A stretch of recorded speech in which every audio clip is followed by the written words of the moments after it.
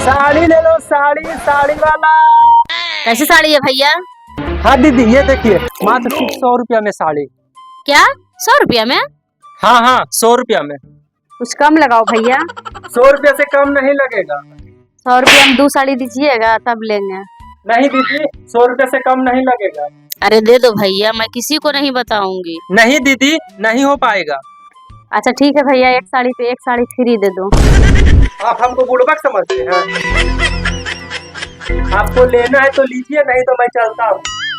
अच्छा ठीक है भैया, साड़ी आज दे दो, पैसा कल लेके जाना।